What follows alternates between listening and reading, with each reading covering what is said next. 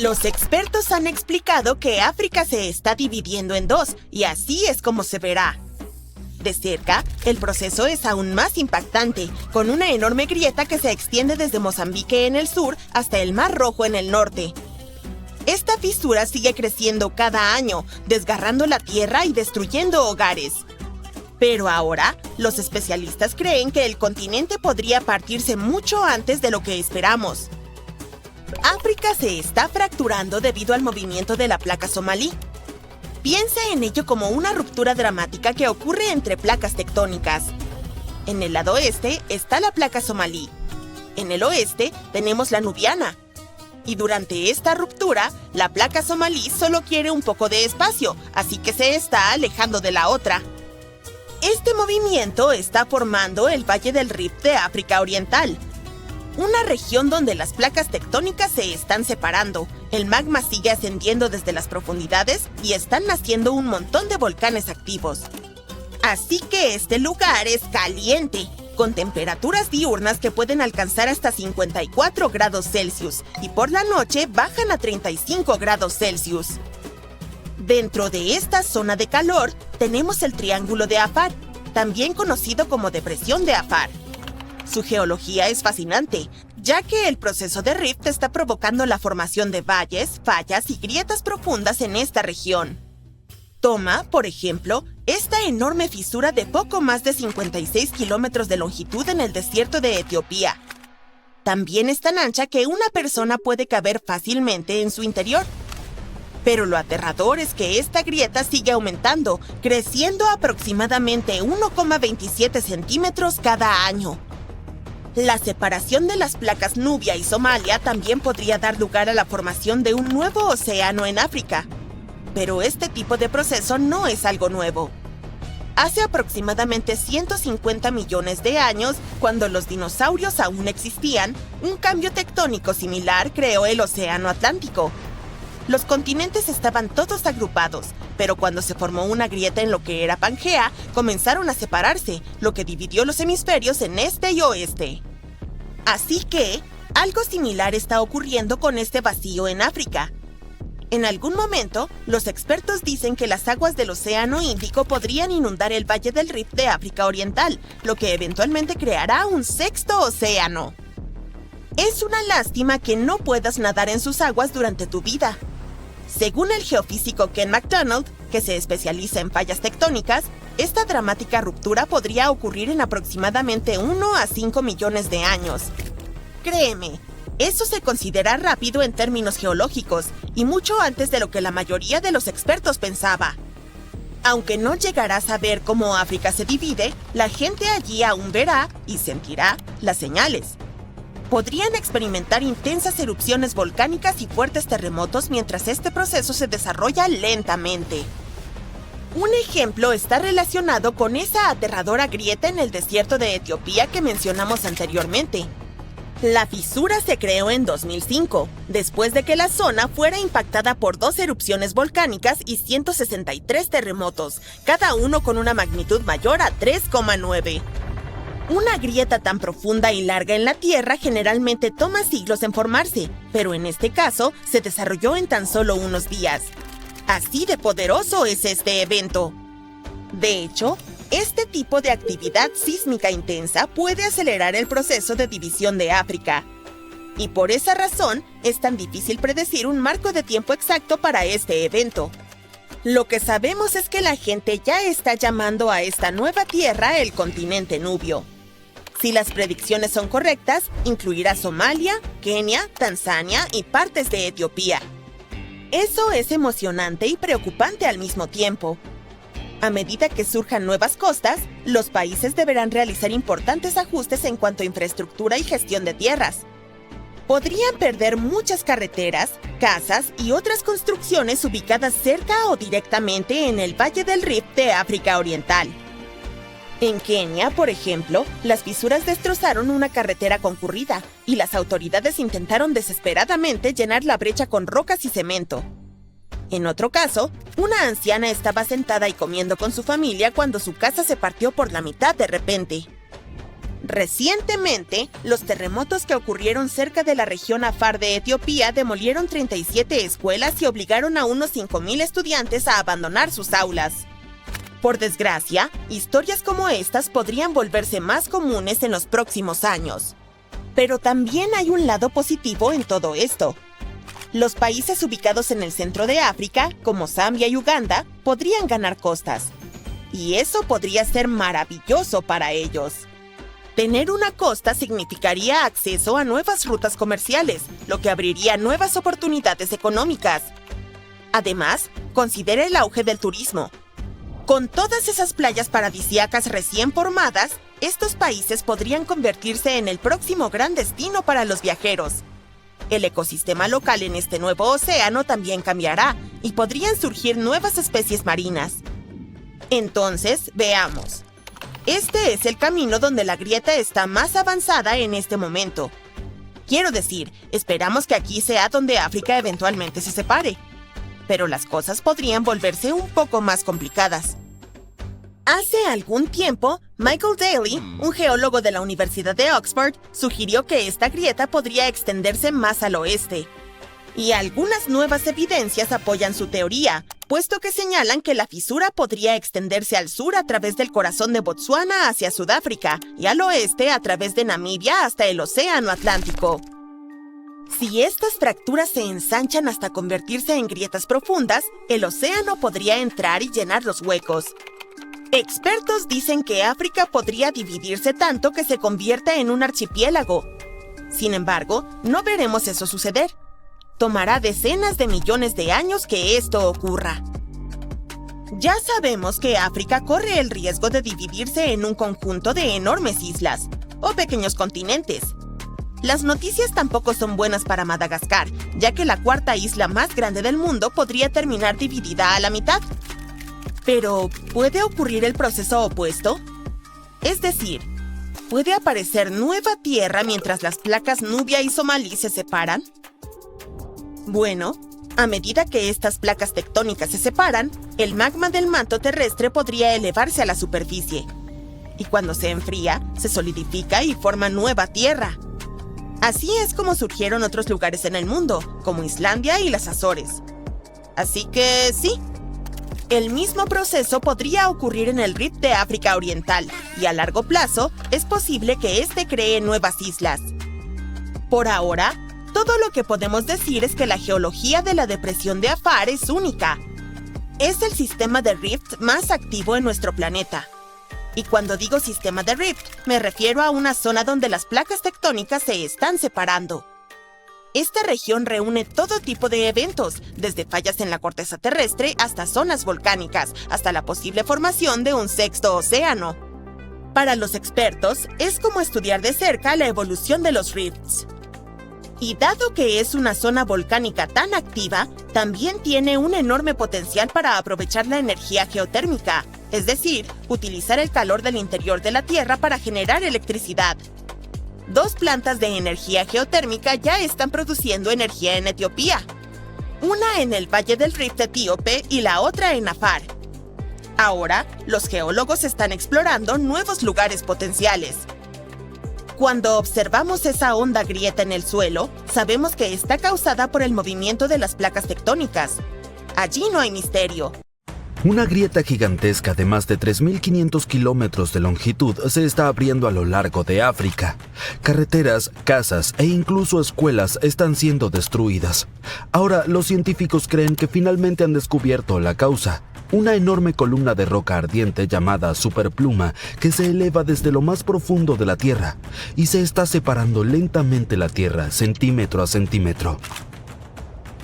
Esto no es un pequeño cambio. El continente se está dividiendo en 2 y la clave de lo que está sucediendo podría estar oculta a miles de kilómetros de distancia en Hawái. ¿Y por qué estas islas de repente tienen un papel en todo esto? Vamos a verlo.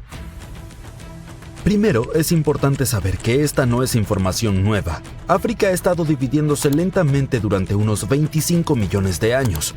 Esto está ocurriendo en una región llamada Rift de África Oriental.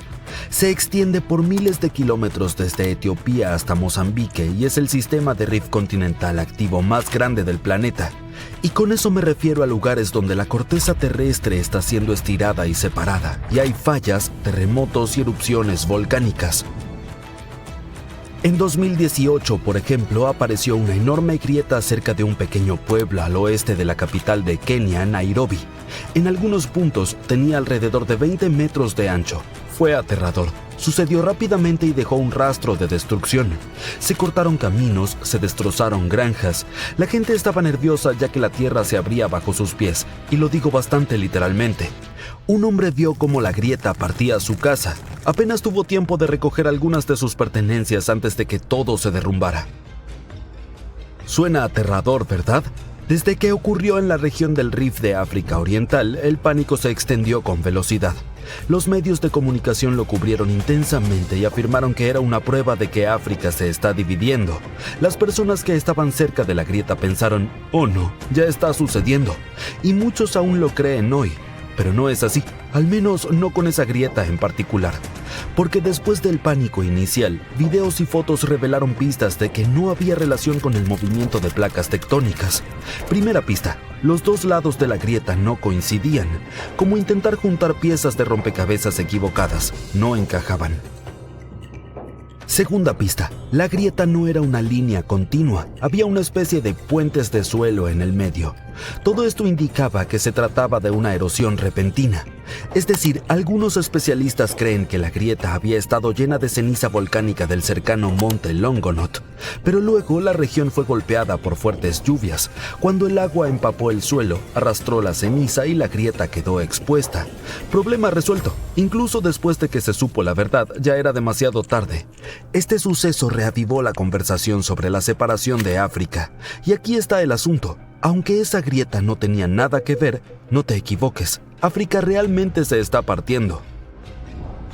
Eso se debe a que el continente se encuentra entre dos placas tectónicas, la placa somalí al este y la placa nubia al oeste. El problema es que se están alejando una de la otra, y a medida que se separan, la brecha en el Valle del Rift de África Oriental sigue ensanchándose. A la larga, la placa somalí podría separarse de la placa nubia, formando una masa terrestre completamente nueva, algo del tamaño de Madagascar o incluso Nueva Zelanda. Pero no te preocupes, este proceso es súper lento. Tan lento que ninguno de nosotros lo verá terminado. Los expertos dicen que el continente se está separando medio centímetro al año en algunos lugares. Para darte una idea, es menos de lo que miden las uñas. Así que podemos decir que esta ruptura tardará millones de años, lo cual es una buena noticia para las personas que viven ahí. Pero eso no significa que no sentirán los efectos de esta lenta separación. De hecho, ya están ocurriendo. Tenemos como ejemplo la región Afar de Etiopía. En 2005 mostró cuán impredecible puede ser la grieta. En un corto periodo, 420 terremotos sacudieron la zona y abrieron una fisura enorme. Lo que normalmente tarda siglos ocurrió en solo unos días, desafiando por completo lo que los científicos pensaban saber sobre la velocidad de los cambios geológicos. En ese entonces, la grieta se extendió por más de 56 kilómetros y la vida alrededor de ella sigue lejos de ser fácil. Recientes terremotos destruyeron gran parte de la infraestructura. 37 escuelas resultaron dañadas y dejaron a 5,000 estudiantes sin aulas, y eso fue solo una parte del daño. A medida que las placas tectónicas se separen, el agua inundará esta región, creando un nuevo océano según algunas predicciones. Países como Zambia y Uganda, que actualmente no tienen salida al mar, podrían un día tener una línea costera. Esa sería una excelente noticia para ellos, ya que podría abrir nuevas rutas comerciales y transformar por completo sus economías. Sin embargo, no te emociones demasiado. No estaremos sumergiéndonos en las aguas de este sexto océano en un futuro cercano. El proceso de separación llevará de 5 a 10 millones de años más, pero es difícil decir exactamente cuándo, ya que grandes sucesos sísmicos, como terremotos, podrían acelerar todo. Bien, esto es lo que sabemos. La placa somalí y la placa nubia están en medio de una dramática separación tectónica y se mueven lentamente en direcciones opuestas. África se está dividiendo en dos. La Tierra tal vez gane un nuevo océano a causa de este proceso, pero hasta hace poco no sabíamos exactamente qué está desencadenando todo esto. O sea, las placas tectónicas se están moviendo, pero ¿por qué? ¿Este proceso geológico está siendo impulsado por algo que sucede en el manto de la Tierra? ¿O podría tener una fuente mucho más grande y profunda? Bueno, los científicos creen que finalmente resolvieron el misterio. El continente se está rompiendo porque hay una superpluma profunda del manto, una enorme columna de roca caliente debajo del sistema del Rift de África Oriental. Es como un enorme martillo subterráneo que empuja hacia arriba presionando contra la corteza y lentamente agrietándola. Pero aquí está lo interesante. Los científicos llegaron a esa conclusión gracias a algo que sucedió en una parte del mundo totalmente diferente: Hawái. Allí también hay una pluma de roca supercaliente que se eleva desde lo profundo del planeta. Esta pluma derrite la corteza que está encima y eso es lo que alimenta a los volcanes de Hawái.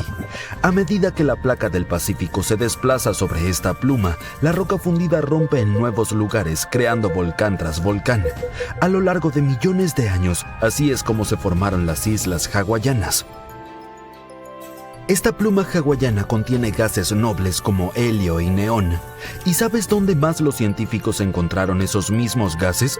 Debajo del Rift de África Oriental. ¡Bingo! Ese descubrimiento respaldó la teoría de que una superpluma está impulsando lo que ocurre en África. Y la llamamos super porque podría ser inmensa. Verás, estos mismos gases se han encontrado en rocas volcánicas desde Kenia hasta Malawi. Así que todo indica la existencia de una única superpluma que se extiende desde el Océano Índico hasta el Mar Rojo, no un grupo de fuentes aisladas. Si sus datos e investigaciones son correctos, los científicos estiman que esta superpluma bajo África se origina en el límite entre el núcleo y el manto, que se encuentra a unos 2.900 kilómetros de profundidad en el interior de la Tierra. Aunque las firmas químicas del Rift de África Oriental son similares a las que se encuentran en las rocas volcánicas de Hawái, no son idénticas. Se cree que la pluma hawaiana es un chorro ascendente de manto caliente, parecido al movimiento dentro de una lámpara de lava. La pluma de África podría tener una forma diferente, más bien como una gran masa de material caliente y flotante que asciende desde lo profundo de la Tierra. Al llegar a la superficie, este material caliente choca contra la capa exterior fría y sólida y se extiende lo suficiente para romperla y desencadenar una intensa actividad volcánica en toda la región. Y si esta teoría es correcta, estamos siendo testigos de una fuerza lenta pero imparable que redibujará el mapa de África y cambiará el continente. Ha estado allí más de 3.000 millones de años, pero ahora parte de la corteza más antigua de la Tierra se está desmoronando. Hoy en día, nuestros continentes parecen estar fijos en su lugar. Sin embargo, durante un periodo muy largo, se han movido y desplazado bastante gracias a la actividad tectónica, que hace que partes de la superficie terrestre se deslicen lentamente como piezas de un gigantesco rompecabezas. Algunas de las partes más estables de estas piezas de rompecabezas se llaman cratones. Los cratones son secciones de rocas muy antiguas y fuertes que forman las raíces de los continentes y los mantienen unidos. El cratón de América del Norte es uno de ellos. Constituye una gran parte de los Estados Unidos, casi la mitad de Canadá y la mayor parte de Groenlandia. Los científicos han identificado alrededor de 35 de estos grandes y antiguos cratones en todo el mundo. Estos cratones han permanecido mayormente en el mismo lugar durante cientos de millones de años debido a su gran resistencia. Sin embargo, en 2014, descubrieron que los cratones podrían no ser tan indestructibles como se pensaba. Algunos cratones habían perdido partes de sus fuertes raíces debido a ciertos procesos geológicos y se volvieron más delgados. Parece que los cratones podrían volverse menos estables y sufren más cambios tectónicos. En el año 2024, los científicos de la Universidad de Geociencias de China analizaron una antigua masa terrestre llamada Cratón del Norte de China, o NCC por sus siglas en inglés. Querían aprender más sobre cómo algunas de las regiones rocosas más antiguas de la Tierra pueden fragmentarse. Este proceso de desintegración de cratones se llama decratonización. El NCC es muy interesante de estudiar porque tiene tres partes principales: el bloque occidental, el bloque oriental y el orógeno transnorte de China, una zona que se encuentra entre los dos bloques. Los científicos descubrieron que durante la era mesozoica, el bloque oriental perdió sus raíces profundas y antiguas debido a los fuertes movimientos terrestres llamados eventos tectonomagmáticos. Entonces, los científicos querían ver cómo los procesos en el manto y los movimientos de las placas terrestres llevaron a la fragmentación del NCC. Crearon modelos 4D que muestran cómo cambió la forma del NCC a lo largo del tiempo, incluyendo su forma en la superficie, cómo se estiraron sus capas y la manera en que las ondas sísmicas se movieron a través del cratón. Descubrieron que una sección de la placa tectónica se deslizó debajo del cratón y luego comenzó a retroceder. Este movimiento de rodadura y estiramiento hizo que la roca resistente adelgazara y con el tiempo perdiera estabilidad. Todo esto comenzó hace unos 200 millones de años, en el período Jurásico, cuando los dinosaurios dominaban el mundo. El cratón del norte de China no es el único lugar donde puede ocurrir este proceso de descratonización. Otros cratones, como los de América del Norte, América del Sur y la región del Yangtze en China, podrían haber experimentado cambios similares. Los científicos dicen que esto muestra cómo los continentes han cambiado y evolucionado lentamente durante miles de millones de años. Y parece que, en lo que respecta a la geología, no hay lugar que esté por completo a salvo de los cambios, pero no hay motivo de alarma. No lo notamos, pero la superficie de nuestro planeta nunca deja de moverse, y es lo normal. Sin embargo, a veces, este movimiento trae cambios dramáticos. En 2017, los científicos hicieron un anuncio oficial. Zelandia puede ser llamada un nuevo continente. Las plataformas de este continente misterioso yacen a una profundidad de unos 1000 metros bajo el nivel del mar. La corteza oceánica cercana se sumerge aún más profundo, a 3000 metros por debajo de eso. Los geólogos han descendido para recolectar rocas del fondo oceánico. Han descubierto que, a diferencia de la corteza oceánica cercana, que está compuesta por rocas basálticas frescas, la corteza alrededor de Nueva Zelanda es una mezcla de granito antiguo, piedra caliza y arenisca. Todo esto grita corteza continental. Además, los científicos han descubierto una estrecha franja de corteza oceánica que separa a Australia de la tierra oculta de Zelandia. Esto significa que son dos continentes distintos. Hace 85 millones de años, Zelandia decidió separarse del supercontinente Gondwana. Millones de años después, la poderosa placa del Pacífico, la campeona de peso pesado de las placas tectónicas, decidió sumergirse bajo la corteza continental de Zelandia. Y así fue como la raíz de Zelandia, esa conexión con su corteza continental, se desprendió y descendió a las profundidades. Y eso no es todo lo que sucede en el ámbito tectónico de esta parte del mundo. Hace 120 millones de años, Australia y la Antártida eran una sola masa de tierra. Tomaron caminos separados, pero la Antártida no se fue con las manos vacías. Hoy, hay una meseta oceánica en el Océano Índico. Hace mucho tiempo, estaba conectada a otro continente perdido, el microcontinente Kerguelen. Los científicos creen que formaba un puente terrestre entre India y la Antártida. Para descubrir cómo era, podemos observar un pequeño archipiélago en el sur del Océano Índico, las Islas Kerguelen. Estas islas son todo lo que queda de la antigua masa terrestre. Tienen un clima frío y presentan glaciares debido a su proximidad con la Antártida. Pero en el pasado, el clima aquí debió haber sido templado, con abundante lluvia. Los animales y las plantas habrían sido similares a los que viven en las regiones tropicales hoy en día. Otro continente perdido y encontrado no está escondido en el océano, sino bajo Europa. Se llama Gran Adria y colisionó con Europa y comenzó a hundirse debajo de ella hace aproximadamente 100 millones de años. Hoy en día yace bajo Italia, Grecia y los Balcanes. Su tamaño e incluso su forma coinciden con la de Groenlandia, la isla más grande del mundo. La Gran Adria ya no es visible, pero dejó algunas pistas. Partes de ella quedaron incrustadas en los Alpes. Otros fragmentos forman parte de las actuales Italia y Croacia, al otro lado del mar Adriático. Las rocas calizas del antiguo continente comenzaron a cambiar una vez que quedaron bajo la masa terrestre europea. El gran calor y la presión a lo largo de decenas de millones de años alteraron su estructura. Y fue entonces cuando la caliza salió de escena y el mármol ocupó su lugar. La Gran Adria no era una pieza sólida de tierra como el gran continente que vemos hoy, sino más bien una enorme plataforma somera bajo el agua. Con el tiempo, arena, lodo y otras cosas se depositaron en esta plataforma y lentamente se convirtieron en roca. La Gran Adria pudo haber sido un poco como Zelandia o los Cayos de Florida, una cadena de pequeñas islas sentadas en un mar poco profundo.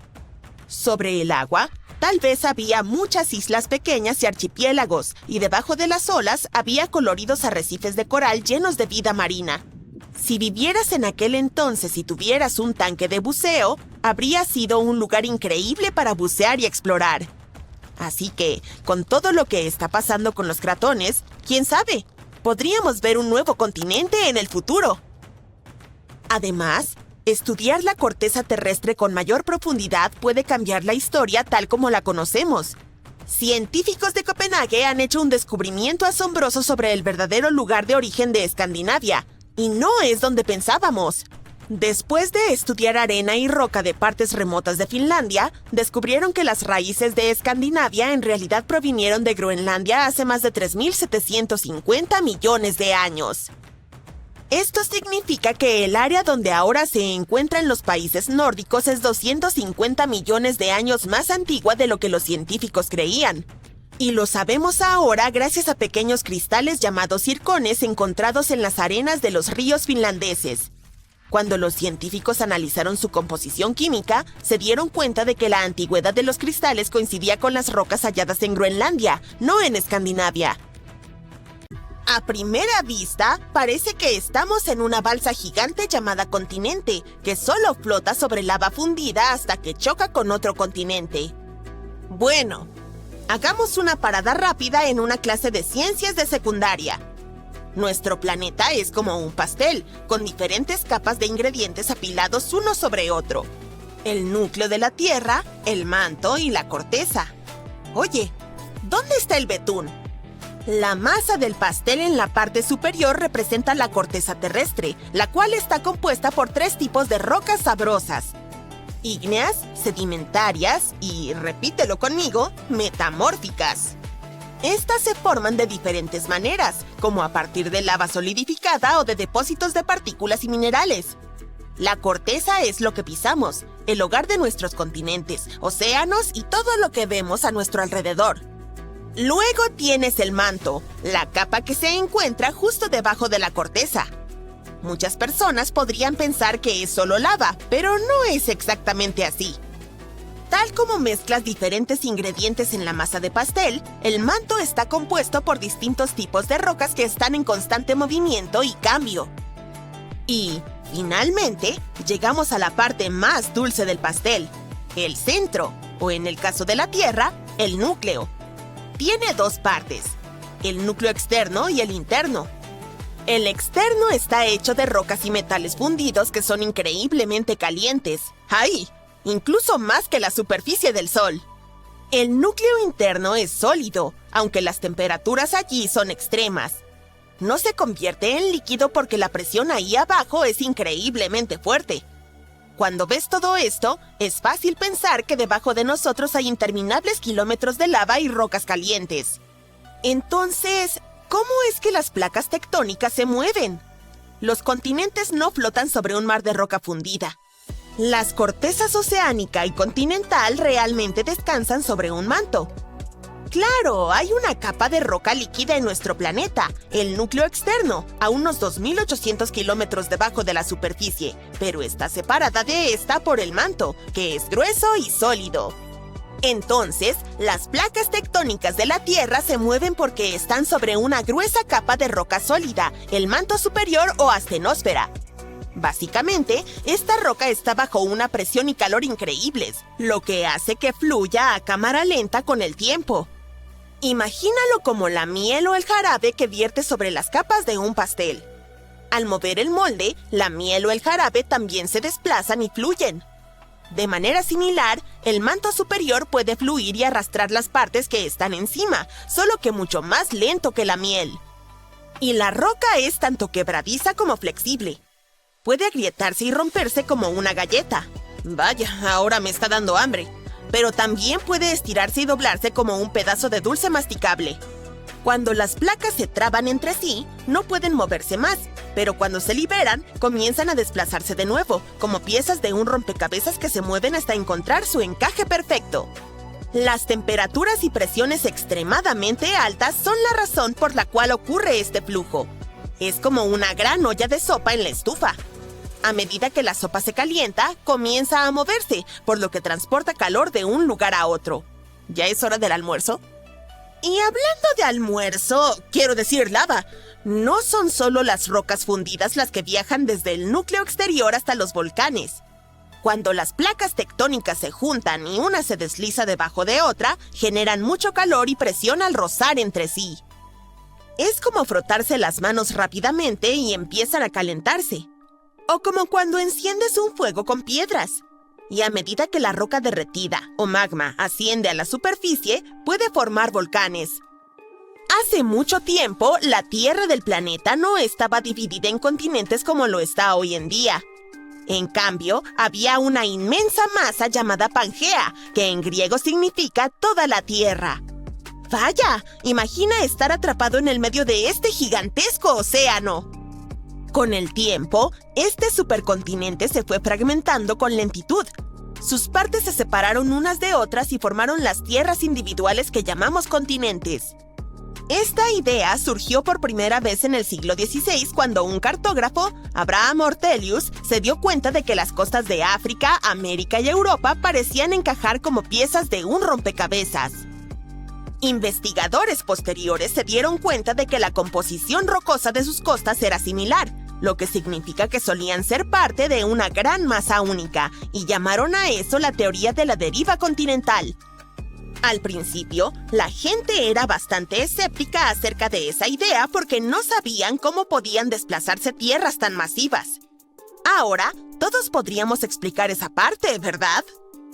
Entonces, la corteza terrestre está dividida en un par de placas grandes y muchas otras más pequeñas. Todas ellas aún están en movimiento, aunque sea a cámara lenta. No podemos percibirlo y no veremos cambios particulares durante nuestra vida. Es un proceso que dura cientos de millones de años. A medida que las placas se mueven, interactúan entre sí de maneras fascinantes. Por ejemplo, cuando dos de ellas chocan, una puede ser empujada debajo de la otra, lo que ayudaría a crear una zona de subducción. Con el tiempo, esta es la forma en que se obtienen cosas asombrosas como islas volcánicas, fosas oceánicas e incluso cordilleras enteras. Al parecer, las placas comenzaron a moverse hace unos 3.500 millones de años. Les tomó un tiempo agruparse en el primer supercontinente en forma de rompecabezas del que tenemos conocimiento, llamado Ur. Hoy en día, sus restos constituyen partes de Madagascar, India y Australia. Pangea se formó hace 335 millones de años, pero probablemente no será el último continente en formarse. Así que algunas nuevas generaciones en un futuro distante podrían vivir en algo llamado la próxima Pangea, o Pangea próxima. Cuando la corteza oceánica del Océano Atlántico lentamente comience a ubicarse debajo de la corteza continental, la cuenca oceánica del Atlántico se cerrará, lo que ocasionará que los continentes terminen siendo atraídos entre sí. Esto significa que América se encontrará con África y Eurasia quedará girada de lado. Así que la gente podría vivir en una gigantesca masa terrestre en forma de anillo, agrupados alrededor del mar interior o al menos de lo que quede de él. O tal vez los continentes tomen otra dirección y formen un rompecabezas diferente llamado Amasia. En este escenario, América se desplazará hacia el oeste, se fusionará con Australia y girará hacia Siberia. Y hay más. Novopangea es la opción donde América se une para abrazar a la Antártida y Australia y África se desplaza hacia el noroeste. Básicamente, todos los continentes aquí se juntan para formar una enorme masa terrestre que se extiende de un polo al otro. ¿Listo para una más? Nah, vamos. Una proyección reciente llamada Aurica da una idea similar a Novopangea, solo que aquí todos los continentes se unen para convertirse en una gigantesca masa de tierra que se agrupa alrededor del Ecuador. Tal vez esta sería mi favorita para vivir, con el clima soleado y la playa todo el tiempo. Y quién sabe qué tipo de magníficas trincheras, montañas, islas y otras bellezas geológicas tendríamos con este gigantesco supercontinente. Pangea se desintegró hace unos 175 millones de años. A medida que los océanos Atlántico e Índico comenzaron a ensancharse hacia el este, se formó el Anillo de Fuego. Este es una ruta que recorre el Océano Pacífico con numerosos terremotos frecuentes y volcanes activos. De esta manera, Eurasia no pudo cruzar esta frontera y seguir moviéndose hacia el oeste.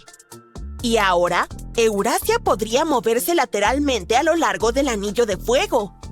Las zonas de subducción actúan como una barrera que obliga a las placas tectónicas a moverse en diferentes direcciones. Así que, eventualmente... ¿Sabes cuántos continentes hay en la Tierra? Es fácil, 7. Pero espera un segundo. ¿Europa y Asia no forman un gran continente? Así parece cuando miras el mapa del mundo. Bueno, los científicos piensan diferente. Ellos no solo observan masas de tierra que sobresalen del mar. Los geólogos estudian los tipos de roca de los que están hechos los continentes. Cuando ves el mundo desde su perspectiva, el número de continentes en realidad aumenta. Sí, no son un mito. Los continentes perdidos existen, o al menos existieron. Y estos continentes no siempre están ubicados bajo el agua. Se esconden bajo otras masas terrestres. ¡Piedra libre! Recientemente los investigadores han descubierto un continente así. Se llama Gran Adria. ¿Te suena familiar? Sí, tiene algo que ver con el mar Adriático que está en el Mediterráneo. Este continente perdido está completamente enterrado bajo Europa. Colisionó con Europa y comenzó a hundirse bajo el continente hace mucho tiempo, hace unos 140 millones de años. Hoy en día se encuentra debajo de Italia, Grecia y los Balcanes.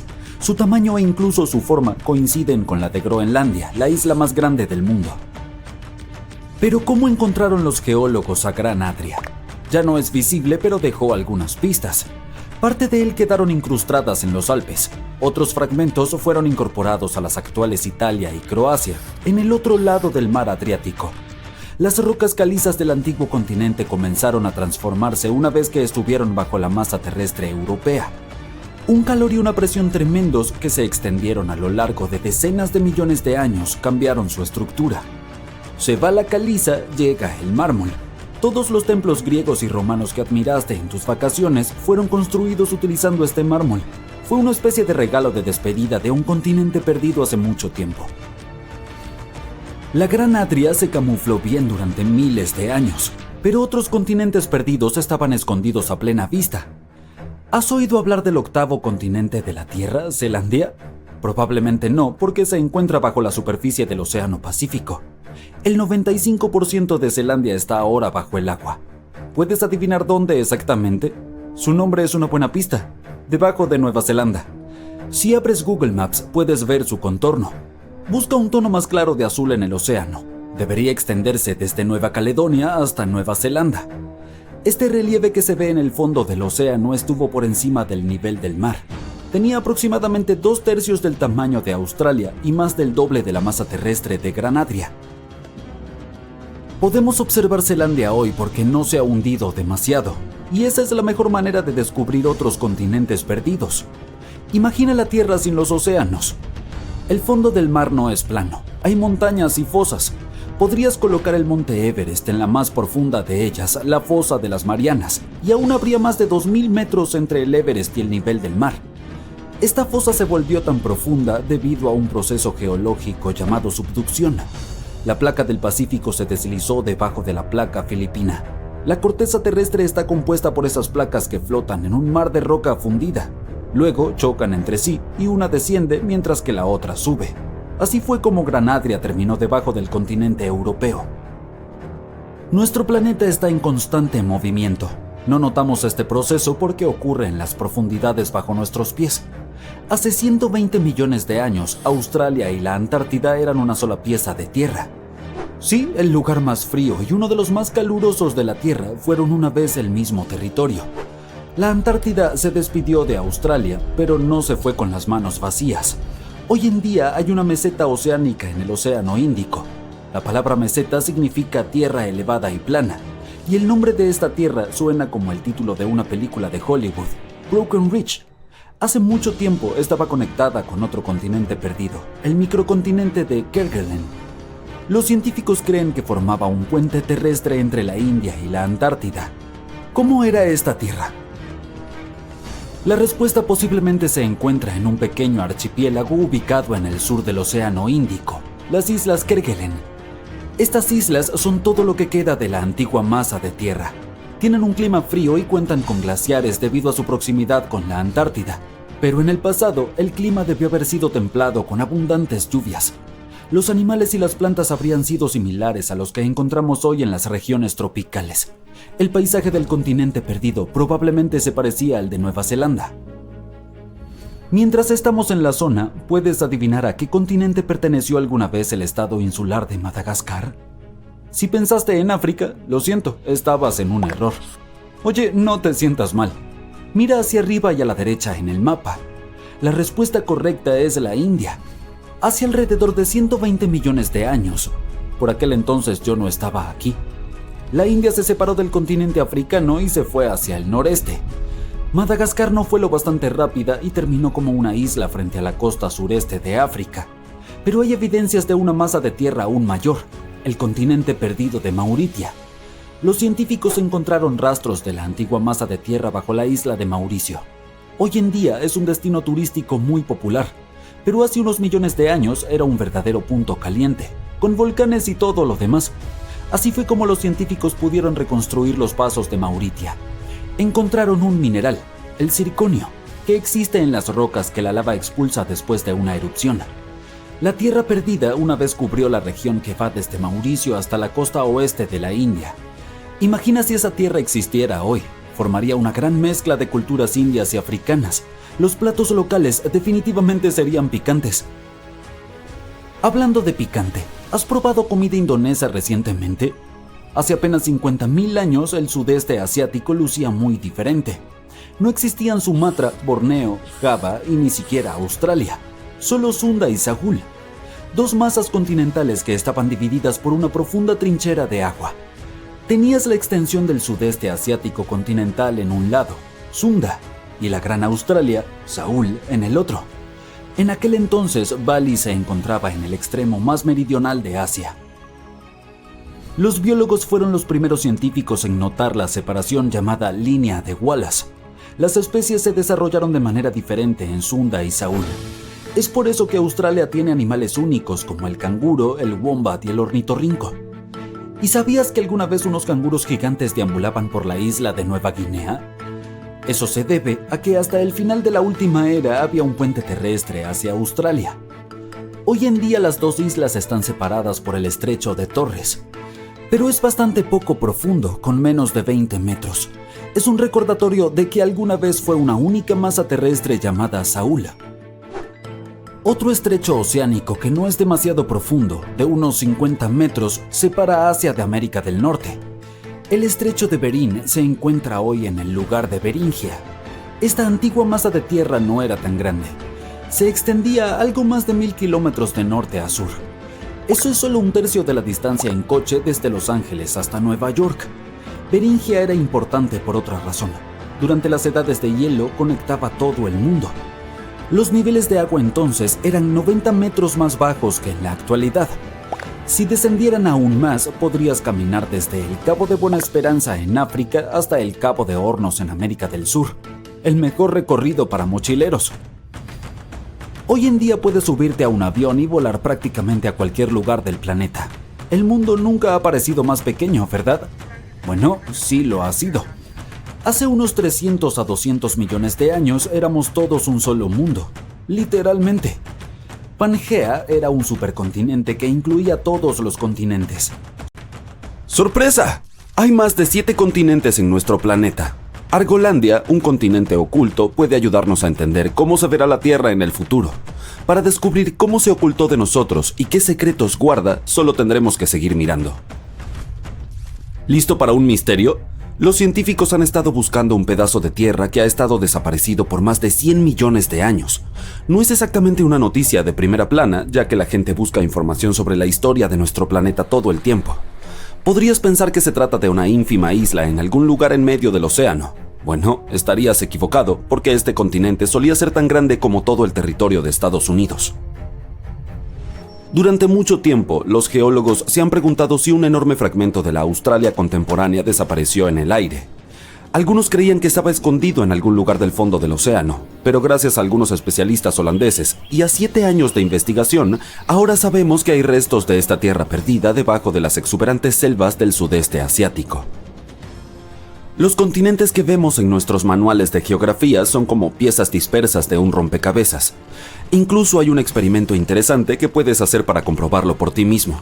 Busca un mapa del mundo en línea e imprímelo. Recorta todos los continentes y juega con ellos. Verás que todos encajan. Lo más impresionante es cómo Sudamérica encaja perfectamente con África. Si cierras los océanos que se formaron en los últimos 200 millones de años, los continentes parecen formar una gigantesca letra C. Y esa C es lo que los científicos llaman el supercontinente Pangea. Flotaba en un océano llamado Panthalassa, y la parte interior de la letra C tenía un tramo de agua más pequeño que era el océano Tetis. Es en este pequeño océano donde las cosas se ponen interesantes. En el período Jurásico este continente desapareció. Al que los científicos comenzaron a llamar Argolandia se esfumó y dejó un hueco en Australia, ahora conocido como la llanura abisal de Argo. Inicialmente los geólogos creían que todo esto se debía a un proceso llamado subducción. Es cuando una parte de la corteza terrestre se sumerge debajo de otra y se recicla en el manto del planeta. Por lo general, los especialistas pueden rastrear esta desaparición continental a través del desgaste de la corteza. Así fue como descubrieron, por ejemplo, que India chocó con Asia y nos regaló las majestuosas montañas del Himalaya. Pero para Argolandia, las cosas eran un poco más complicadas. Los fragmentos aparecían en lugares como Myanmar e Indonesia, pero se comportaban como unas reliquias viajeras del tiempo, luciendo mucho más antiguas de lo que se suponía cuando Argolandia se separó de Australia. Inmediatamente surgió la pregunta: si un continente puede comportarse de manera tan extraña, ¿cuántos más están allí haciendo lo mismo? Afortunadamente los científicos han elaborado toda la cronología de Argolandia y han resuelto su misterio. No se hundió ni fue engullida, simplemente se transformó en un argopélago, desintegrándose en piezas más pequeñas llamadas microcontinentes y alejándose de Australia. Estos minicontinentes luego realizaron un pequeño viaje antes de asentarse en las selvas del sudeste asiático. Este descubrimiento encaja perfectamente en todo el rompecabezas de Pangea. Nos ayuda a entender mejor cómo los continentes se dividen y se forman, todo en un solo descubrimiento, revelando secretos de la biodiversidad y el clima de aquellos tiempos. Si te gustaría descubrir más secretos sobre la historia, la civilización o simplemente objetos cotidianos, asegúrate de darle me gusta a este video y suscríbete al canal. Por ejemplo, el misterio detrás de esta línea de especies invisible de Indonesia. Se llama Línea de Wallace y fue nombrada así por el explorador británico Alfred Russel Wallace. Hace más de 150 años, Wallace estaba en un viaje por el archipiélago malayo, visitando miles de islas. Lo que encontró fue que los animales de un lado de esta línea invisible eran considerablemente diferentes de los del otro lado. Esta línea invisible es como una pared entre marsupiales y tigres, por ejemplo, o entre pájaros melíferos y trogones. Pero ahora sabemos que hace unos 35 millones de años, Australia se separó de la Antártida y colisionó con Asia. Y este triángulo amoroso continental desencadenó cambios significativos. No solo modificó la apariencia de la Tierra, sino que también alteró las especies de animales en cada lado de la línea de Wallace. En tiempos más recientes, un grupo de especialistas publicó un estudio que afirmaba que esta colisión y el caos climático hicieron que las especies asiáticas se sintieran cómodas viviendo en el archipiélago malayo. Mientras tanto, los animales australianos no estaban tan contentos con el nuevo entorno. Para algunos era demasiado cálido y húmedo, y otros no podían soportar el estilo de vida de la isla tropical. El descubrimiento de este cambio continental hacia Asia también podría explicar el reciente hallazgo de una especie humana que tampoco parecía tener mucho sentido. Verás, en esta cueva oculta de Filipinas, los arqueólogos se toparon con un nuevo ancestro humano. Parece que hace unos 50.000 años en la isla de Luzón existía una antigua especie similar a los humanos. El investigador principal creía que este hallazgo era crucial para entender la evolución humana en Asia y nombró a esta nueva especie en honor a la isla, Homo luzonensis. Pero aquí es donde se vuelve un poco confuso. Los huesos encontrados por los arqueólogos tenían un pequeño problema. Tenían una extraña mezcla de características que no se habían visto juntas en ninguna otra especie de homínido. Dientes más pequeños, similares a los nuestros, pero manos y pies que se parecen más a las de nuestros antiguos ancestros humanoides. Fueron precisamente esas extremidades arcaicas las que conectaron a esta especie humana con el longevo territorio austral. Esto se debe a que tienen un aspecto primitivo, como el Australopithecus africanus, por ejemplo.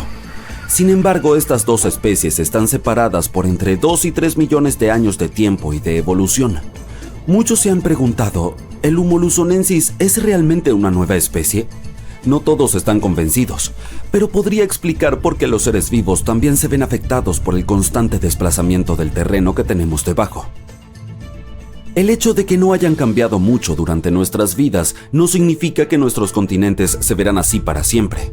Evolucionaron desde este gran megacontinente y es muy probable que en el futuro terminen en una posición similar. En este sentido, un geólogo de una universidad europea intentó predecir el futuro de los supercontinentes de la Tierra. Como punto de partida utilizó un terremoto que ocurrió en Portugal en 1755, cuando las placas tectónicas se comportaron un poco diferente de lo esperado. Después de años de investigación, llegó a una teoría en 2016.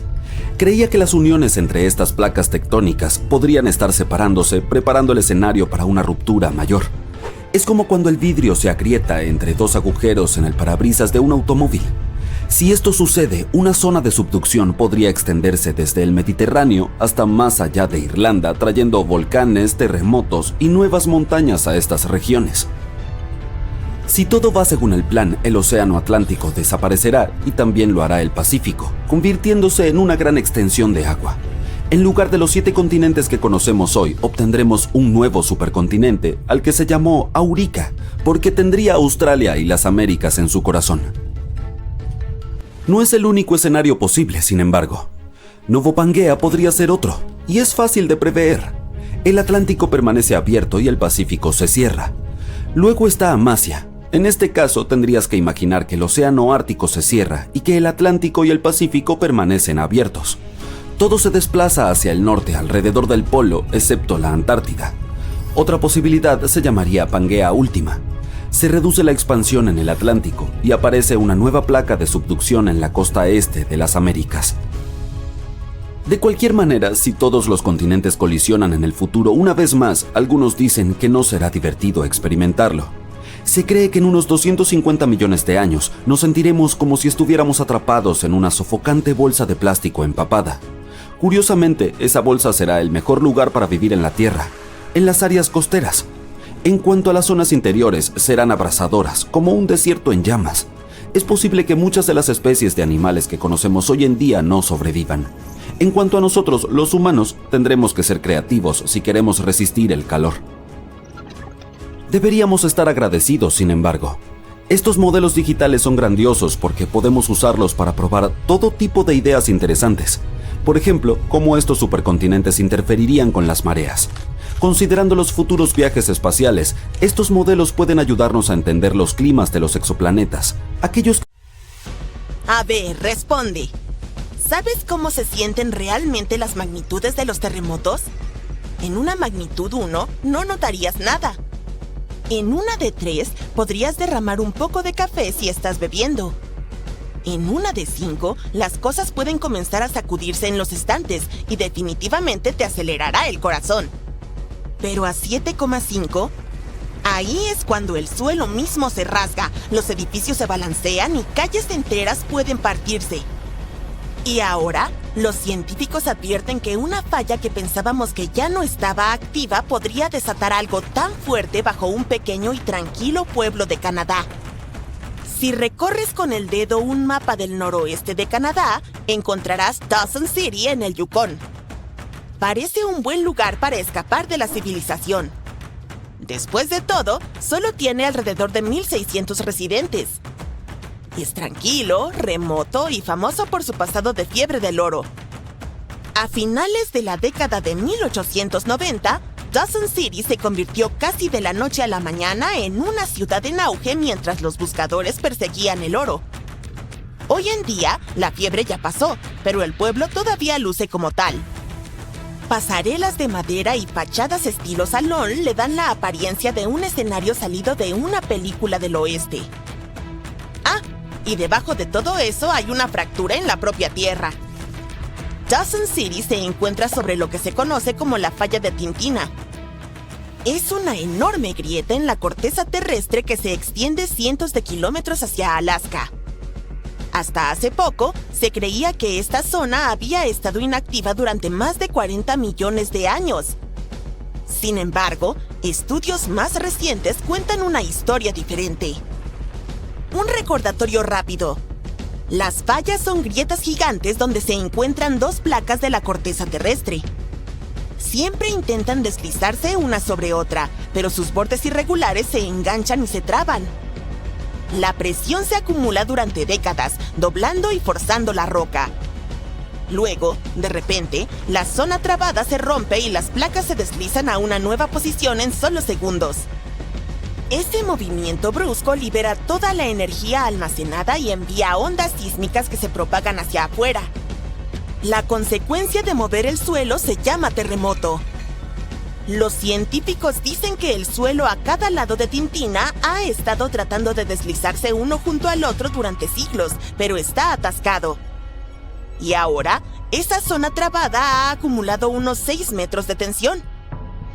Esa es la distancia en que el terreno se desplazaría lateralmente si todo se diera de una sola vez. No es solo una pequeña grieta. Es algo que parecería sacado de una película de desastres. Si toda esa tensión acumulada se libera de un golpe, el resultado podría ser un terremoto de magnitud 7,5. ¿Qué tan fuerte es eso? Bastante fuerte. Entonces, ¿qué ocurre durante un gran sismo? El temblor puede durar 30 segundos o más, lo cual es una eternidad cuando las paredes se balancean y el suelo parece rodar bajo tus pies. Si estás cerca de la falla, las cosas pueden volverse realmente aterradoras.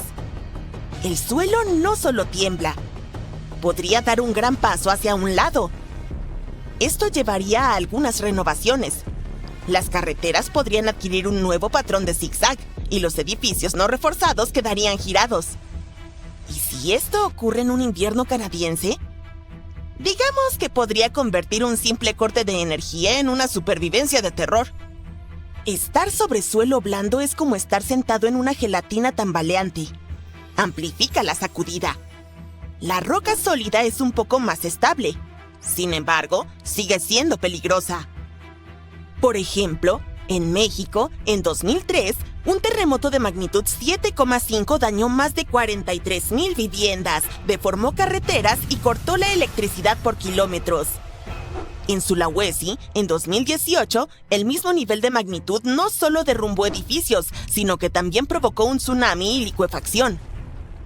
Todo el vecindario fue tragado cuando el suelo se convirtió en arena movediza.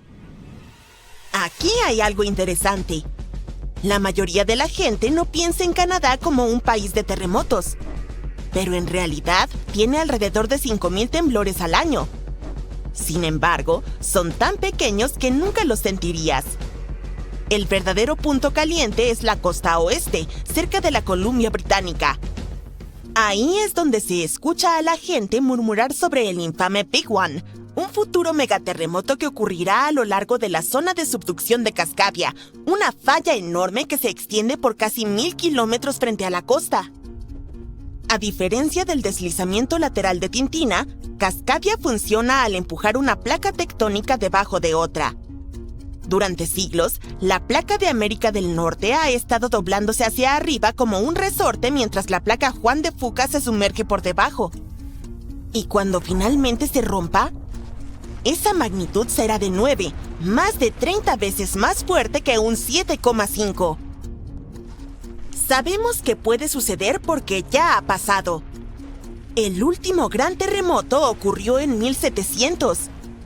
fue tan poderoso que no solo sacudió el noroeste del Pacífico, sino que cruzó el océano y golpeó Japón, donde los aldeanos registraron una ola huérfana sin un sismo local que pudiera explicarla. Recién más tarde, los científicos conectaron los puntos. Esto nos lleva al hecho de que, a pesar de todo esto, el tamaño de la falla, la tranquila acumulación de tensión y el potencial para un terremoto de magnitud 7,5, la falla Tintina ni siquiera está incluida en el mapa oficial de peligros sísmicos de Canadá. Al menos por ahora. Eso significa que no hay advertencias ni zonas de peligro codificadas por colores.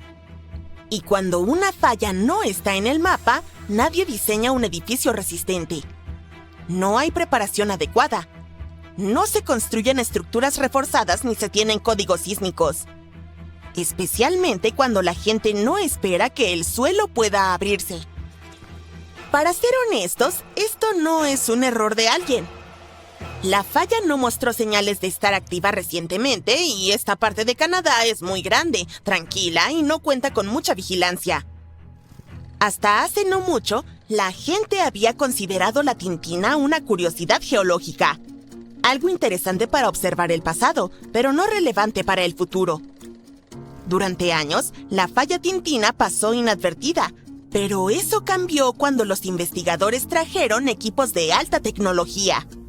Descubrieron desplazamientos sutiles pero claros del terreno cerca de Dawson City.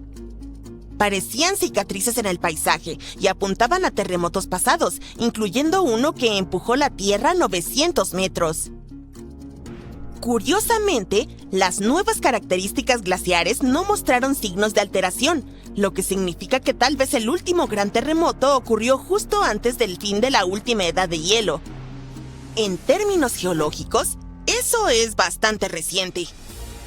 Cuando los científicos alinearon esos desplazamientos del terreno con las edades de los glaciares, la conclusión fue clara. La falla de Tintina no está retirada, solo ha tenido un largo descanso.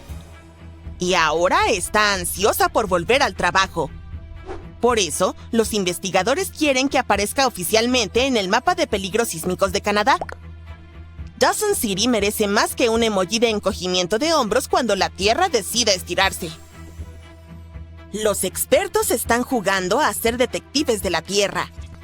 Están escaneando bosques y ríos en busca de cicatrices tenues que los terremotos pasados trataron de ocultar.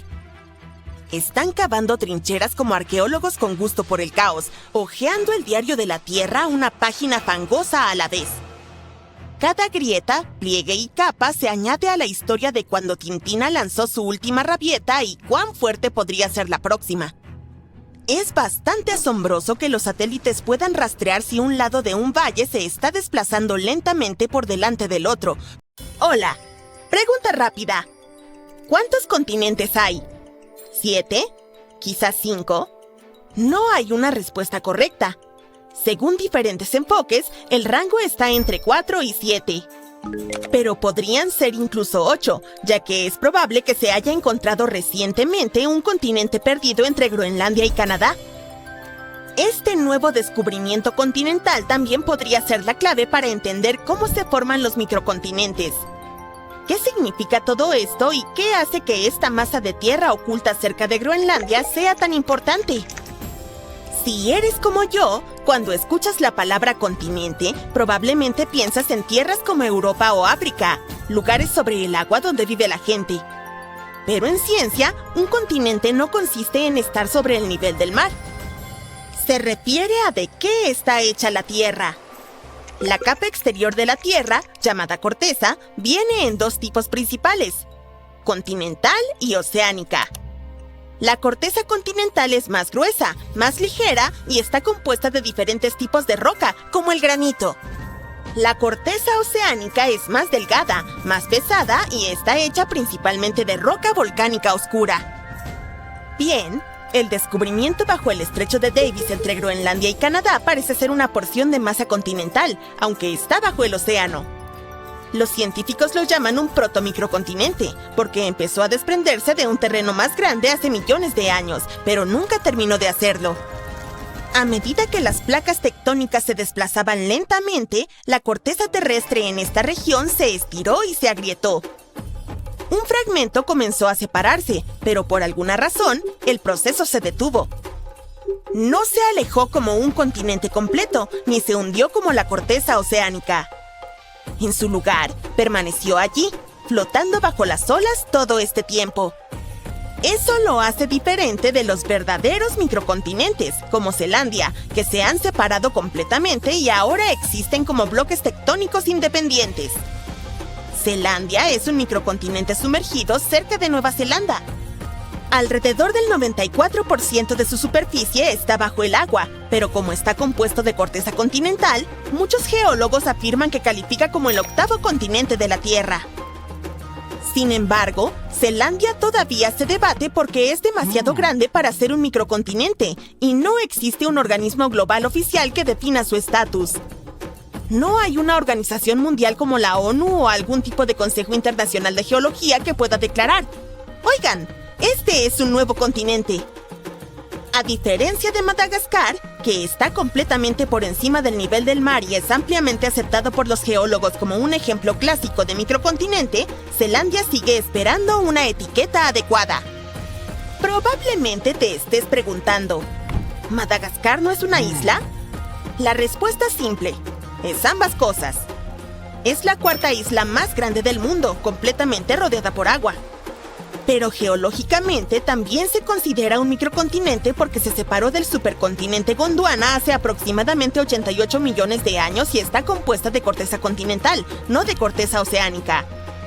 A diferencia de las islas volcánicas como Hawái, no está formada solo por lava. Es un verdadero pedazo de corteza continental antigua. Así que Madagascar cumple con ambas definiciones. Es una isla desde el punto de vista geográfico y un microcontinente desde el punto de vista geológico. Y es precisamente por eso que estos descubrimientos pueden ser fascinantes. Así como Madagascar brilla sobre las olas, esta nueva masa de tierra descubierta bajo el estrecho de Davis también se destaca gracias a su estructura llamativa. Lo que la hace resaltar es su grosor inusual. La mayor parte del fondo oceánico es delgado como el metal. Es más bien arcilla compacta cubierta con materiales continentales. Debajo de este acogedor edredón, los científicos descubrieron algunas capas de roca raras porque están donde no deberían estar. Estas capas se comportan como los materiales que se encuentran en los continentes en lugar de los que normalmente se ven en los fondos oceánicos. Hay indicios de formaciones parecidas al granito y propiedades magnéticas distintas, lo que sugiere que este material es similar al que compone la tierra firme. El tamaño también es notable. El protomicrocontinente mide entre 20 y 25 kilómetros de ancho, del tamaño de una ciudad mediana, como una Manhattan que está a 2000 metros bajo el agua. El hecho de que se encuentre justo debajo del estrecho de Davis, uno de los pasajes oceánicos más anchos del mundo, lo convierte en uno de los fragmentos continentales sumergidos más grandes que hemos encontrado.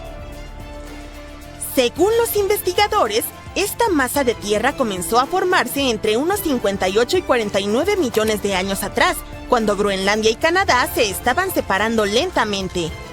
Quizás no se estaban llevando bien. Bueno, puede pasar. Al separarse, la corteza bajo el estrecho de Davis se estiró y una de las principales líneas de falla se desplazó. Pero la ruptura no se completó. Hace unos 48 millones de años, el proceso de separación se detuvo y el movimiento de Groenlandia alejándose de Canadá disminuyó drásticamente cuando más tarde chocó con la isla de Ellesmere. Es como un auto que se desvía y luego vuelve a la autopista, un giro que nunca se completó. Básicamente, eso fue lo que ocurrió. Un pedazo de tierra quedó atrapado en medio del movimiento. No flotó hacia la superficie como un nuevo continente, ni fue arrastrado hacia el interior de la Tierra. Simplemente se quedó donde estaba, varado bajo el agua. Pero eso no es todo. Este bloque tiene su propio sistema de fallas, y los científicos dicen que en realidad parece una versión en miniatura de la falla de San Andrés en California. Una falla es básicamente una grieta en la corteza terrestre donde se deslizan entre sí secciones de roca. Piensa en ello como un lugar donde la superficie de la Tierra se partió e intentó deslizarse de lado. En California, este movimiento sigue ocurriendo hoy en día y puede causar terremotos. Pero bajo el estrecho de Davis es una historia diferente. El movimiento comenzó y luego se detuvo repentinamente, como si se hubiera puesto pausa en medio de un gran cambio. Es un momento congelado en el pasado del planeta, preservado justo debajo de las olas. Para los geólogos, eso hace del microcontinente del estrecho de Davis algo increíblemente valioso. Esa pausa repentina en el movimiento ayuda a explicar por qué algunos fragmentos de tierra se desprenden limpiamente mientras que otros se retuercen, se detienen o desaparecen. Pero esto no es solo académico. Al estudiar cómo los continentes se separan o se detienen, los científicos pueden predecir mejor futuros cambios en la Tierra, las fallas y la actividad sísmica. Y predecir terremotos y peligros geológicos podría resultar de gran valor para todos. Saber cómo se forman los microcontinentes ayudaría a comprender cómo podría cambiar la superficie del planeta a lo largo de millones de años, lo cual afecta desde los modelos climáticos hasta la disponibilidad de recursos. Pero hasta el avance tecnológico necesario para tales descubrimientos es sumamente beneficioso.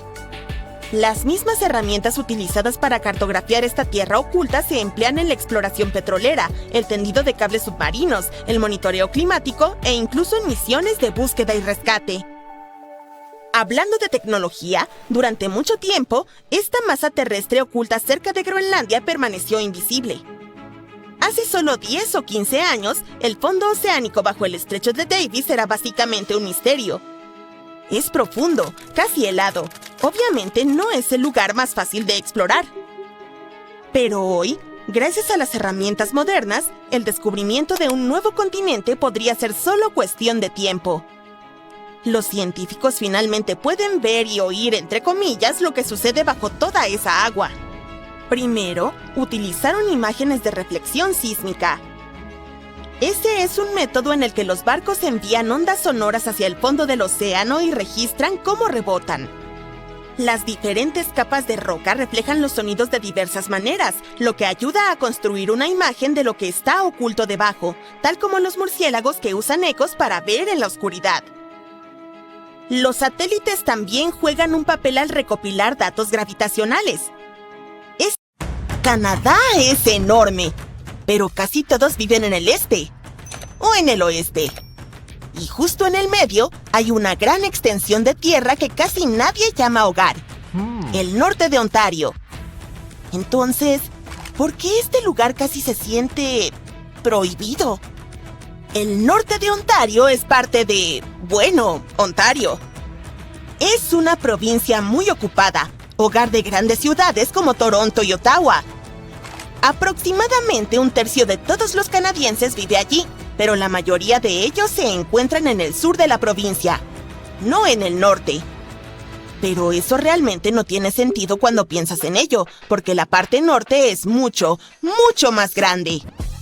Estamos hablando de una región que tiene más de 806,000 kilómetros cuadrados, prácticamente del mismo tamaño que todo el país de Turquía.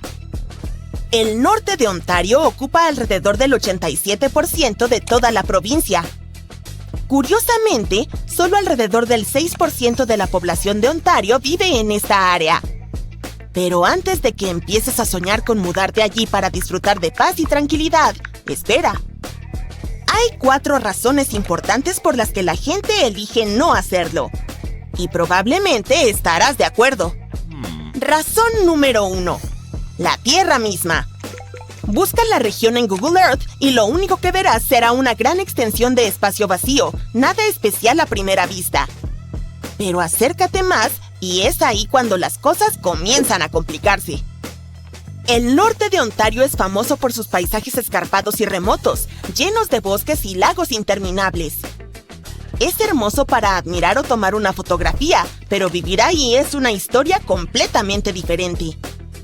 La geografía hace que el área sea difícil de recorrer y complica la construcción de cosas como rutas de transporte y ferrocarriles. Y dado que es tan complicado construir carreteras decentes allí, toda la región permanece bastante aislada. Eso nos lleva a la razón número 2, la lejanía. Podrías pensar que, al estar en el centro del país, podría servir como un gran enlace entre las partes este y oeste de Canadá. Pero en realidad no funciona así, y la región está muy lejos de las principales ciudades de Canadá. Tomemos el Gran Sudbury, la ciudad más grande del norte de Ontario, con alrededor de 160,000 personas. La urbe importante más cercana es Toronto, que está a aproximadamente 380 kilómetros de distancia. Así que sí, eso es, más o menos, un viaje de 4 horas solo para llegar allí.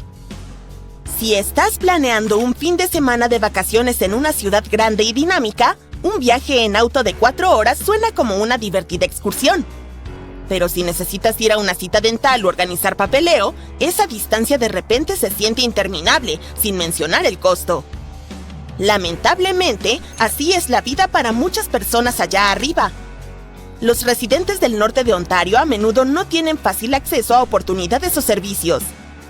Con tan pocas personas dispersas en un área tan vasta, la región carece de suficientes instalaciones, infraestructura o acceso fácil a servicios esenciales como salud y educación. Las personas allí a veces tienen que lidiar con una infraestructura deficiente o incluso inexistente, como carreteras, aeropuertos, hospitales y escuelas faltantes. Sin esas cosas, establecerse es realmente complicado. Y en las zonas rurales es aún peor, porque la falta de servicios puede afectar seriamente su calidad de vida. Desde el punto de vista psicológico, eso tampoco es genial. Las personas pueden terminar sintiéndose aisladas y solas, y el clima gélido no ayuda. Lo que nos lleva al tercer motivo por el cual la mayoría de la gente no vive en el norte de Ontario: el clima riguroso. Si no eres amante del clima frío, definitivamente deberías excluir esta región de tu lista de viajes. Los inviernos allí pueden ser largos y brutales, con temperaturas que a veces bajan hasta 40 grados bajo cero Celsius. ¿Alguna vez has intentado quitar nieve cuando hace tanto frío? Sí, no es precisamente divertido. Este tipo de clima tan riguroso no solo arruina tus planes de fin de semana o tu trote diario, también hace que el transporte sea un gran desafío. El resultado es que muchos residentes terminan aislados de servicios esenciales y oportunidades laborales. Además, es realmente complicado construir infraestructura, desarrollar industrias o administrar negocios debido a ese clima extremo. Toma la agricultura, por ejemplo. Comparado con el sur de Ontario, la región norte tiene una temporada de cultivo más corta y un clima mucho más frío. Aunque cultivos como la avena, las papas y los ejotes pueden soportar el frío, el clima generalmente limita la variedad de cosas que se pueden cultivar. Es por eso por lo que la mayoría de las granjas se concentran en la parte sur de la provincia y en otras partes del país, como las praderas y Quebec. De todas formas, ese es solo un ejemplo de cómo el clima hace difícil que las personas construyan una base sólida para mantenerse. Y esa es precisamente la cuarta razón por la que el norte de Ontario está tan vacío: la economía. No es que no haya empleos disponibles. De hecho, hay muchos. En 2023, la parte norte de Ontario tenía algunas de las tasas de vacantes laborales más altas del país. Así que, a diferencia de muchas partes del mundo, es un lugar donde hay muchísimos empleos disponibles. Pero no hay personas para ocuparlos. Una razón por la que la gente no toma esos trabajos es que muchos de ellos son mayores. Basta con ver a Elliott Lake, por ejemplo. El 42% de las personas que viven en la ciudad tienen más de 65 años. Esa es la tercera mayor concentración de adultos mayores en toda Canadá. Pero no es tan diferente del resto de la región tampoco. Las estimaciones indican que para el año 2036, las personas de 65 años o más constituirán casi el 30% de la población total del norte de Ontario. ¿Y ves qué pasa cuando llegan a los 65, verdad? Tienen sus pensiones, tienen sus beneficios y volver a trabajar simplemente no está en sus planes. Este problema solo empeora porque los jóvenes simplemente no parecen interesados en vivir allí. Cada año, muchos estudiantes, de alrededor de 17 o 18 años, hacen sus maletas y ya sea manejan a través de la provincia o vuelan por todo el país para estudiar en algún lugar lejos de sus hogares en el norte. Y muchos de ellos no regresan. Pero eso es bastante extraño, al menos si consideramos que la región tiene una economía fuerte, especialmente en minería. Toma el área de Red Lake, por ejemplo. Está llena de oro. De hecho, alberga uno de los depósitos de oro más ricos del mundo y ya ha producido más de 30 millones de onzas del metal. Eso definitivamente ha ayudado a mantener a Canadá entre los 5 principales países productores de oro en el mundo. Luego está esta región conocida como el Anillo de Fuego. Está centrada alrededor del lago McFalls en el distrito de Kenora y cubre aproximadamente 5,000 kilómetros cuadrados. Es rica en minerales valiosos como cromita, cobalto, níquel, cobre y platino. En estos días, la industria minera del norte de Ontario está teniendo un gran resurgimiento y atrayendo nuevas inversiones. Esto ocurre porque el mundo de repente está desesperado buscando minerales críticos. Con esto me refiero a elementos... Los dinosaurios, los insectos antiguos enormes, las arañas espeluznantes y los bichos aterradores son todos animales adorables comparados con los monstruos que vivieron en la Tierra hace cerca de 500 millones de años. Por ejemplo, aquí hay una criatura que nadaba en el agua como una raya y tenía 3 ojos. Su boca era como un sacapuntas. De su cabeza salían 2 largas garras con puntas bifurcadas como pinzas. Y sus branquias estaban en alguna parte por atrás. Esto no es algo sacado de una película de ciencia ficción. Es el Mothura. Sus restos están preservados en excelente condición. Vamos a observarlo más de cerca y estudiar otros monstruos similares. La explosión del Cámbrico recuerda a este nombre. Este periodo también se conoce como el Big Bang biológico, el momento en que un gran número de diferentes seres vivos comenzaron a aparecer en el océano, grandes, pequeños y diminutos. Los ancestros de casi todos los grupos de animales modernos probablemente nacieron durante la explosión del Cámbrico, que duró entre 540 y 485 millones de años atrás.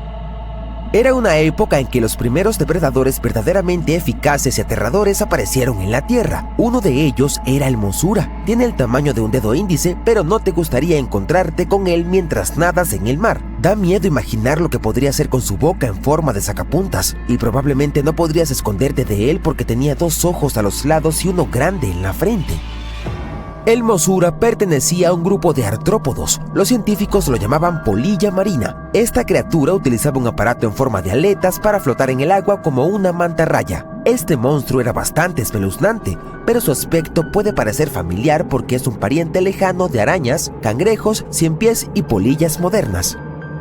Los científicos encontraron varios fósiles de Mothura de más de 500 millones de años, pero a diferencia de muchos otros descubrimientos similares, estos han sido preservados en excelentes condiciones. Los fósiles hallados mostraban garras afiladas, una mandíbula dentada y grandes branquias en la sección de la cola. Algunas partes del fósil eran tan claras que revelaron detalles de la anatomía interna de la criatura, incluyendo partes de sus sistemas nervioso y circulatorio y el tracto digestivo. Tenía extremidades articuladas como las de los insectos y crustáceos modernos. Cuando este monstruo nadaba en el mar, probablemente atrapaba a su presa con largas garras puntiagudas que sobresalían de su cabeza. Muchos parientes del Mothura tienen garras cubiertas con múltiples picos que les ayudaban a capturar alimentos, pero esta antigua criatura tenía garras lisas con puntas bifurcadas, es decir, atrapaba a su presa con esas tenazas utilizándolas como palillos y luego la llevaba a su boca. Por supuesto, esto es una suposición y nadie vio cómo lo hacía realmente. A diferencia de muchos otros animales similares, el cuerpo segmentado posterior del Mothura estaba adornado con branquias. Los científicos no saben por qué esto era necesario, pero suponen que un sistema respiratorio tan extraño ayudaba a adaptarse a un entorno con bajo contenido de oxígeno. Tal vez el Mothura llevaba un estilo de vida reproductivo muy activo que requería un alto consumo de oxígeno, aterrador, peligroso y de reproducción rápida. Un excelente conjunto de cualidades para uno de los depredadores más peligrosos del pasado remoto. ¿Pero qué comía el Mothura? Tal vez atrapaba diferentes tipos de gusanos y pequeños artrópodos. Es interesante pensar que este monstruo vivió hace tanto tiempo y era tan pequeño. Pero, ¿y si esta criatura tuviera el tamaño de un tiburón y estuviera nadando en el océano hoy en día? Tal vez se convertiría en el habitante dominante y la gente nadaría mucho menos a lo largo de la costa. El Mosura vivía en el agua, pero fue descubierto en la formación rocosa del Burgess Shales en las montañas rocosas canadienses. Muchas montañas de la Tierra fueron una vez un lecho marino habitado por criaturas extrañas. Una de ellas era la opavinia. Tenía 5 ojos, una boca orientada hacia atrás, un largo tronco y garras en lugar de nariz. ¿Qué? Es demasiado extraño incluso para la ciencia ficción o para el espacio exterior. En su excentricidad, la opavinia fue quizás la criatura más solitaria de la Tierra. Los científicos no pudieron encontrar otra especie similar a este individuo hasta hace poco. Te presento a Lautaurora. Parece pertenecer a la misma especie que la opavinia. Su cuerpo, de 2,5 centímetros de largo, estaba dividido en 14 o 15 surcos. Cada uno de ellos terminaba en una aleta puntiaguda. La opavinia tenía el mismo cuerpo, pero es poco probable que ambos monstruos fueran amigos. La diferencia entre sus líneas de tiempo fue de varios millones de años. Es difícil imaginar por qué necesitaban estructuras corporales tan extrañas. ¿Por qué los cineastas modernos no han utilizado todavía el diseño de esos animales para crear geniales monstruos espaciales?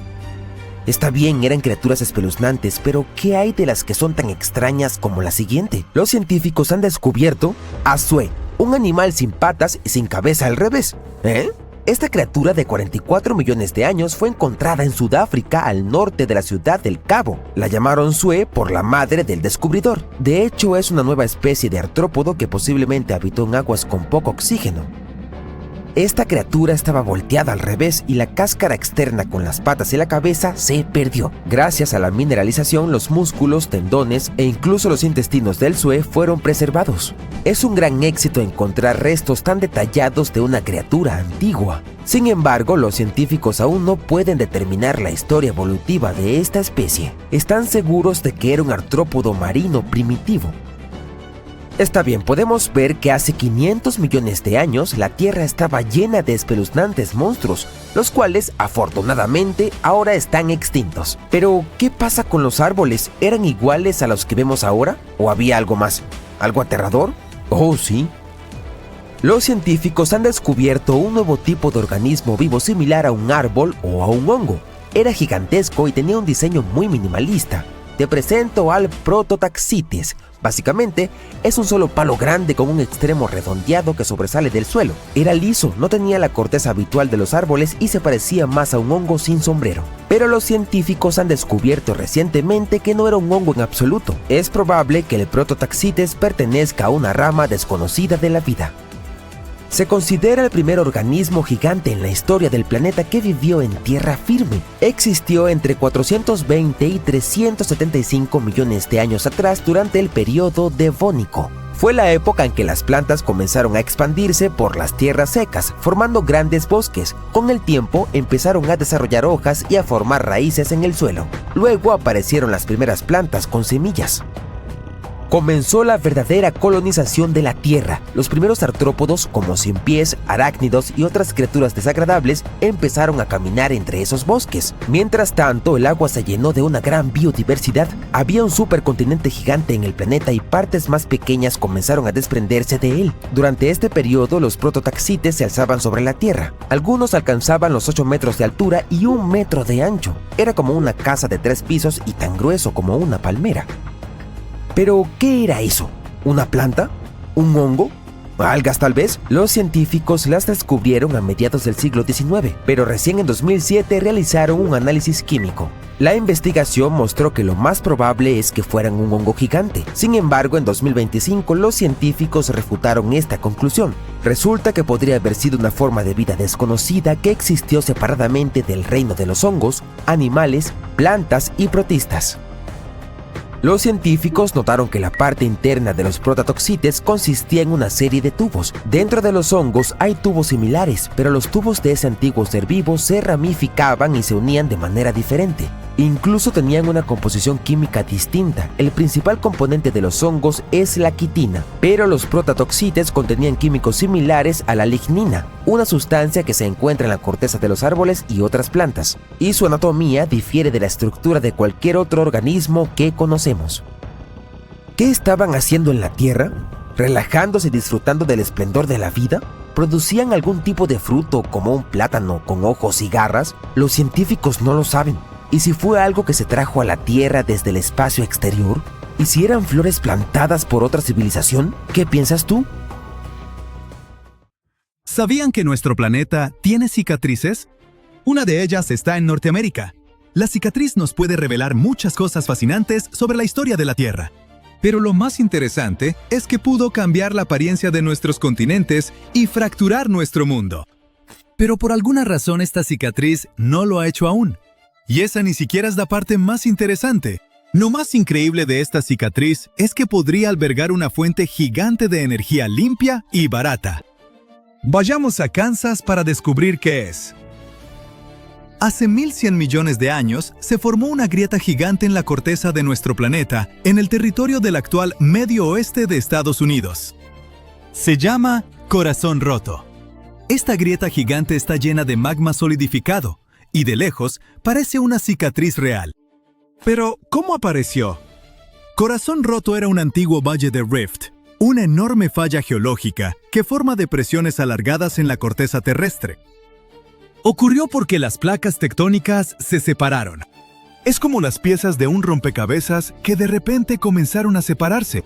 En ese momento, miles e incluso millones de toneladas de magma brotaron de las profundidades de nuestro planeta. Ese evento pareció un verdadero apocalipsis y duró unos 100.000 años, pero luego se detuvo y los científicos no saben por qué.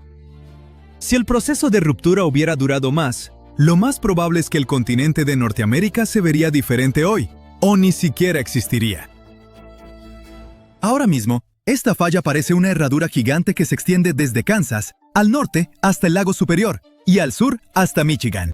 Pero algunos estudios indican que la falla puede ser más grande y extenderse aún más al sur, y el ancho de la falla podría igualar el ancho del Mar Rojo. Después de que la ruptura se detuvo, todo el valle se cubrió de colinas y árboles. La falla misma está cubierta por una gruesa capa de rocas sedimentarias, así que es bastante difícil de rastrear. Las partes más notables de la grieta están en el área del lago Superior. Ahora todo se ve tranquilo y hermoso, pero en el pasado había fuentes y ríos de lava, terremotos, una olla hirviendo a escala planetaria. Todo lo que queda de eso son depósitos de basalto, una roca oscura y densa que se forma de la lava enfriada. Había tanto basalto que su peso empujó el valle cada vez más profundo en la corteza terrestre. Incluso cuando las erupciones y la ruptura pararon, el valle continuó hundiéndose por la enorme masa de este sedimento. Luego, secciones masivas de la corteza terrestre a ambos lados del valle empezaron a contraerse, y las piezas del rompecabezas lentamente empezaron a juntarse. Esto llevó a una eyección a gran escala de material volcánico hacia arriba, y junto con el basalto, aparecieron depósitos de roca de cobre en el valle. La gente extrajo este cobre por unos 8.000 años, hasta finales del siglo XX. Las minas de cobre finalmente cerraron, pero ahora parece que la industria está regresando. Sin embargo, Corazón Roto no le interesa a la gente solo por sus reservas de cobre. Alberga algo más valioso y útil para nuestra civilización. Los científicos creen que este valle esconde reservas masivas de hidrógeno, y esta sustancia puede ayudarnos a cambiar a una fuente de energía más limpia, barata y más eficiente. Si el combustible de hidrógeno se vuelve ampliamente disponible, todos cambiarán a él, dejando atrás el costoso, ruidoso y contaminante proceso de producción de petróleo. Ahora, apuesto a que la palabra hidrógeno les resulta muy familiar. No suena como el descubrimiento del siglo, y la gente lo ha estado usando por mucho tiempo. Por un lado, tienen razón, pero no del todo. El 90% del hidrógeno producido por humanos se usa como materia prima para la industria química. El hidrógeno se usa para producir amoníaco para fertilizantes, metanol para combustible y solventes, y para purificar petróleo crudo. Fabricantes de vidrio, cemento, acero y otros metales están considerando usar hidrógeno en sus fábricas para una producción más eficiente. El hidrógeno puede volverse una alternativa a los combustibles fósiles, es decir, el petróleo y la gasolina producida de ellos. Carros, barcos, trenes, aviones y plantas de energía. Todos estos podrían cambiar a hidrógeno pronto. En este caso, la producción puede ser más barata y mejor para la naturaleza. Pero esto funcionará solo si encontramos fuentes abiertas de hidrógeno. Verán, cerca del 95% del hidrógeno que usamos se produce de combustibles fósiles. Gasificamos carbón, oxidamos hidrocarburos y extraemos hidrógeno del metano. Todos estos métodos de producción requieren energía, pero la peor parte es que llevan a grandes emisiones de dióxido de carbono a la atmósfera. Pero ¿qué tal si encontramos fuentes de hidrógeno puro que no requieran procesamiento? Entonces, ahorraremos energía para su producción y haremos el planeta más limpio. ¿Pero dónde podemos encontrar esas fuentes? Los científicos dicen que hay muchas por todo el planeta, y una de las más grandes está en el Valle del Rift, en el medio oeste de Estados Unidos. ¿Pero cuál es el problema con ir y extraerlo? Bueno, no es tan sencillo. Para extraer hidrógeno puro, se necesitan 3 condiciones. La primera es la fuente de hidrógeno misma, lo cual es bastante lógico. La segunda son rocas almacén, o sea, contenedores naturales donde se guarda este hidrógeno. Y la tercera son sellos naturales, que evitan que el gas escape. En otras palabras, estos sellos funcionan como la tapa de una botella, no permiten que la sustancia escape. Así que en general, es necesario encontrar dónde se libera el hidrógeno, dónde se acumula y dónde se almacena. Cuando se cumplen estas condiciones, las compañías de extracción de recursos naturales pueden empezar a trabajar. ¿Pero cómo aparece el hidrógeno? Bueno, repasemos lo básico de química. Los compuestos de hidrógeno y oxígeno forman agua. Esto significa que hay que dividir el agua en hidrógeno y oxígeno. Este proceso ocurre seguido en la naturaleza. Hay muchos lugares por todo el planeta donde esto pasa. Los científicos confían en que al menos 30 estados de Estados Unidos tienen reservas de hidrógeno, y si las detectamos, aceleraremos la transición energética a combustibles más seguros y eficientes. Miles de carros circulan usando gasolina. Muchos de ustedes conocen el olor de los gases de escape, ese aire espeso y contaminado que es difícil de respirar. ¿Y los carros eléctricos? Deben estar mejorando la situación, ¿cierto? Bueno, aquí hay otro problema. Producir baterías para estos vehículos daña la naturaleza. Los materiales usados para hacer baterías son litio, cobalto y níquel. Su extracción implica una gran liberación de materiales tóxicos, no solo al aire, sino también al agua. Transportar estas baterías también crea una gran huella de carbono. Producir un solo carro eléctrico emite unas 4 toneladas de dióxido de carbono. Para compensar eso, el dueño necesita manejarlo por al menos 8 años. Eso es lo que tarda en compensar las emisiones que un carro normal produciría. ¿Y la confiabilidad y conveniencia? ¿Qué harán si la batería se acaba durante el viaje y no hay estaciones de carga cerca? Este problema se resolverá en el futuro con la creciente popularidad de los carros eléctricos.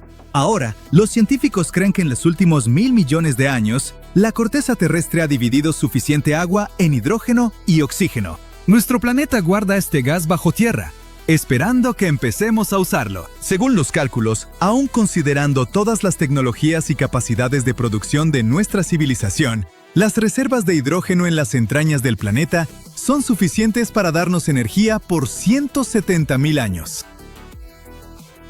Por eso la grieta gigante en Kansas atrae a científicos de todo el mundo. Enormes cantidades de basalto y otras rocas pueden reaccionar con agua para liberar hidrógeno. Y ahora los científicos buscan lugares donde este material se acumula y se almacena.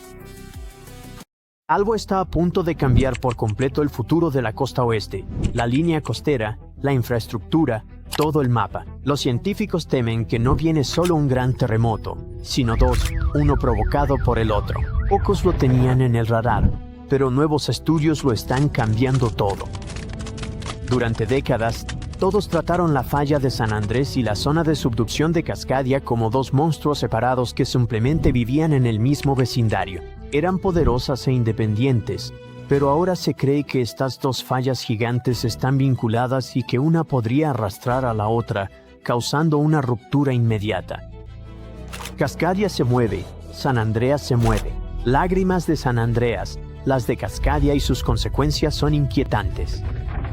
Científicos vieron que esto pasó 10 veces en los últimos 31.000 años. Terremoto, pausa, terremoto. Proviene de núcleos de sedimentos marinos, cápsulas del tiempo extraídas del fondo del océano. Los investigadores analizaron capas de sedimento y hallaron dobletes, capas de escombros creadas por 2 terremotos masivos tan seguidos que el océano apenas pudo asentarse entre ellos. Ese descubrimiento nos lleva a la triple unión de Mendocino, el generador de problemas geológicos de la costa oeste. Es el lugar donde tres placas tectónicas chocan y se rozan entre sí como engranajes mal alineados. También es la zona donde la falla de San Andrés se encuentra con Cascadia, lo que la convierte en el lugar perfecto para que se formen estos dobles terremotos. Los cambios de tensión causados por una ruptura en una falla viajan directamente a través de esta unión y desestabilizan la otra. No pasa nada cuando esto le ocurre a un librero. Cuando mueves un libro, otros tres se mueven también. Pero cuando lo piensas como una costa con millones de personas, ciudades enteras, infraestructura importante, de inmediato se vuelve aterrador. Para mucha gente que vive en la costa oeste, la falla de San Andrés se siente como un problema de California y Cascadia como un problema de Oregón y Washington. Pero cuando entiendes que estas dos fallas pueden básicamente activarse una a la otra, deja de ser un problema local y se convierte en uno continental. Un megaterremoto en Cascadia por sí solo puede alcanzar una magnitud de 9.0 o más, abrir entre 600 y 700 millas del fondo marino, y enviar un tsunami rugiendo hacia la costa del Pacífico, y podría ser solo el primer sismo. Y luego, tal vez minutos después, la falla de San Andrés se activa en el norte de California. El temblor podría recorrer el estado como un cierre abriéndose en una chamarra, y si va en la otra dirección, podría ser igual de grave. Si la falla de San Andrés se rompe primero, el estrés resultante puede desestabilizar la zona de subducción de Cascadia. Podrías tener primero el terremoto en California, con edificios tambaleándose, carreteras partiéndose y fallas eléctricas, y luego, poco después, el océano se retira en Oregón o Washington e inicia la cuenta de 20 minutos para un tsunami. Es el tipo de reacción en cadena que no quieres ni siquiera en un videojuego, mucho menos en la vida real. Este descubrimiento también nos dice algo inquietante sobre el terremoto de 1700, el que envió un tsunami tan grande a través del Pacífico que llegó a Japón sin previo aviso. Los pescadores japoneses llamaron a esa ola el tsunami huérfano porque llegó sin que se sintiera ningún temblor. Solo siglos después, los científicos descubrieron que provenía del noroeste del Pacífico, pero hasta hace poco, nadie sabía que la falla de San Andrés también pudo haber sentido ese evento, e incluso pudo haberse deslizado o desestabilizado por eso. Así que toda la costa oeste pudo haberse movido al mismo tiempo. Y hemos llegado a la parte más aterradora. Todo esto no se trata de si va a pasar, sino estrictamente de cuándo. Las fallas tienen un ritmo, un paso y un latido geológico.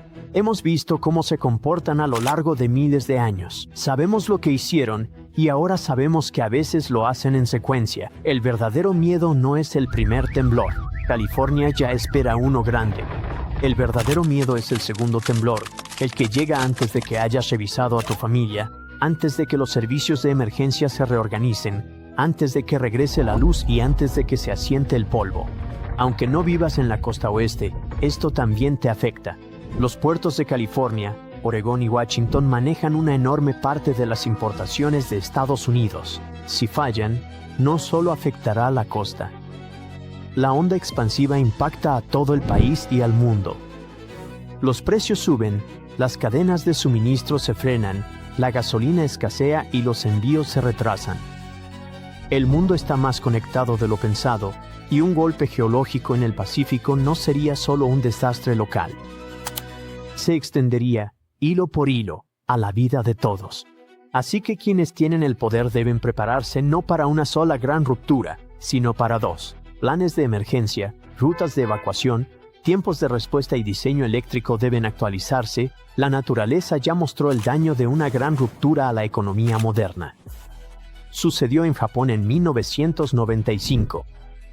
El 17 de enero, a las 5:46 de la mañana, el sismo ocurrió justo en la punta norte de la isla Awaji, a solo 12 millas de Kobe, una ciudad enorme y muy activa que en ese entonces tenía alrededor de 1.400.000 habitantes y otros 2.600.000 en Osaka, que está cerca. La ruptura se extendió a lo largo de la falla Nojima por unos 25 millas. Eso no suena a mucho hasta que te das cuenta de que edificios enteros no pueden sobrevivir ese tipo de empujón lateral. Más de 5.000 personas perdieron la vida. 43.000 resultaron heridas. Casi 400.000 edificios quedaron dañados de manera irreparable. Este desastre golpeó una de las zonas industriales más grandes de Japón, y cuando te metes con un lugar así, el impacto no se detiene en la costa. Los daños sumaron $200.000 millones por infraestructura destruida y negocios cerrados.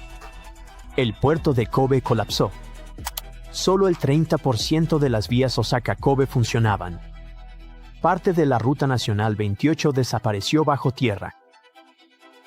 Escuelas, hospitales y edificios municipales, el 85% sufrió daños o quedó inutilizable.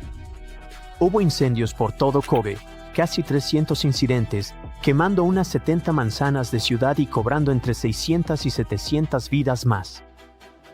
Cerca de 100.000 se fueron para siempre, el 2,5% de la población en menos de un año. Y algo importante, fallaron tantos puentes que los ingenieros notaron que los diseños antiguos no soportaban movimientos laterales. Las casas con techos de teja, hechas para tifones, colapsaron porque el peso estaba muy arriba. Las casas posteriores a 1981 resistieron, probando la importancia de las normas sísmicas. Japón invirtió $58.000 millones en restaurar la zona. La luz volvió en días, las carreteras y trenes funcionaron en pocos meses. La vía duró 21 meses. El puerto quedó listo en poco más de 2 años y los escombros se habían ido. En 15 meses, la manufactura volvió al 98% de lo anterior. Las tiendas reabrieron. En 1999, la economía de Kobe alcanzó el 75 a 90% de niveles previos.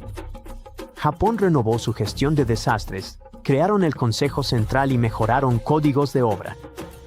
Mejoraron todo, desde simulacros de emergencia hasta el diseño urbano resistente al fuego, y lanzaron el sistema de alerta temprana de terremotos que ahora le da a Japón esos valiosos segundos antes de que empiece a temblar, el mismo sistema que ha salvado incontables vidas desde 2007. Pero a pesar de todas estas mejoras, la región de Kansai sigue estando en una zona peligrosa. La falla Nojima, que rompió en 1995, aún pasa bajo ellos. Los sismos de Osaka en 2018 y Noto en 2024 recordaron que la amenaza sigue ahí, esperando su momento. Un futuro gran evento en ese sistema podría golpear aún más fuerte simplemente porque la región se ha vuelto más compleja, más interconectada y con mayor carga económica. Así que Kobe ni siquiera fue una ruptura doble de falla, pero aún así destruyó un importante centro industrial, remodeló la economía nacional y cambió para siempre las rutas de envío globales. Por eso, cuando los científicos empezaron a hablar de 2 fallas conjuntas activándose una tras otra en Cascadia y San Andrés, ni siquiera tienes que imaginarte las consecuencias. Ya tuvimos un adelanto en 1995.